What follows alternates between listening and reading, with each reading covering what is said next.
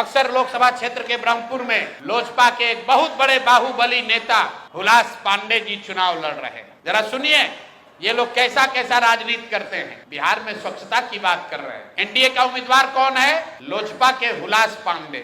उनकी छवि क्या है वो आप हमसे बेहतर जानते हैं। वहां से ये जन सुराज के प्रत्याशी हैं डॉक्टर सत्य प्रकाश तिवारी।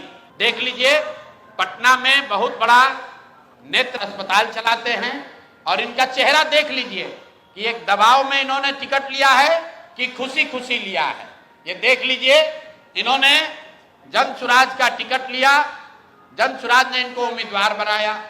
3 दिनों तक इन्होंने सक्रियता से वहां प्रचार किया, लेकिन कल जब नामांकन वापस लेने की अंतिम तारीख था, परसों रात तक ये साहब अभियान में लगे हुए थे, प्रचार कर रहे थे और कल सुबह में अचानक से भाई साहब ने अपना उम्मीदवारी, अपना नामांकन वापस लिया है। और वापस लेने के पीछे का चित्र देख लीजिए। उन्होंने एक चित्र जारी किया है जहां पर डॉक्टर साहब अपना नामांकन वापस ले रहे हैं, हम चित्र जारी कर रहे हैं। देखिए धर्मेंद्र प्रधान हैं और यही डॉक्टर सत्य प्रकाश तिवारी हैं। इनके घर पर बैठ के इनको देखिए क्या किया जा रहा है।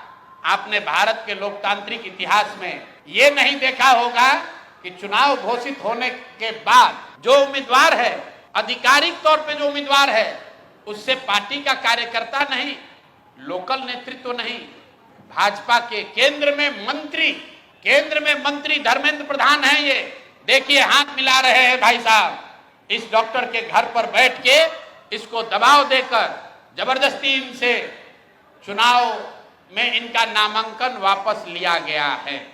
मेरे भाई, लोजपा के एक बाहुबली नेता को बचाने के लिए, वहां के एक जनसुराज के सभ्य डॉक्टर के उम्मीदवारी को खत्म कराने के लिए आप इतनी ताकत लगा रहे हैं, तो पूरा बिहार को ये देखने, जानने, समझने की जरूरत है कि जनसुराज के लोग भाग रहे हैं कि यहाँ खुलेआम गुंडागर्दी की जा रही है, लोकतंत्र की हत्या की जा रही है। आप बताइए, आप में से कोई भी आदमी, आप सारे पत्रकार, यहाँ देश के भी पत्रकार हैं, पूरे देश के इतिहास में, लोकतांत्रिक इतिहास में आप दिखा दीजिए कि जहां किसी दूसरे पार्टी का घोषित उम्मीदवार, उसके साथ भारत के केंद्रीय मंत्री बैठकर उसको डराकर, समझाकर, कोर्स करके उससे उम्मीदवारी वापस लेने के लिए मजबूर कर रहे हैं। ये चित्र आपके सामने जारी कर रहे हैं। ऐसी गलती इन्होंने सूरत में की थी लोकसभा चुनाव में। आपको याद होगा जब ये लोग 400 पार का नारा दिए थे तो सूरत में सारे दलों के प्रत्याशियों का नामांकन वापस ले लिया गया था। इस स्वतंत्र भारत के इतिहास में पहली बार ऐसा हुआ कि सूरत में भाजपा का प्रत्याशी बिना चुनाव लड़े ही जीत कर आ गया, लेकिन जनता ने उसका करारा जवाब दिया।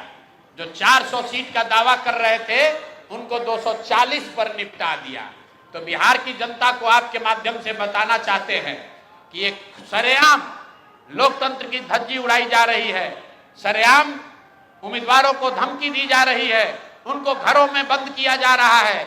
और बंद करने वाले लोग कोई स्थानीय नेता नहीं है, गुंडा बदमाश मवाली नहीं है। यहाँ के भारत के दूसरे मंत्री धर्मेंद्र प्रधान बैठकर देखिए चाय नाश्ता कर रहे हैं।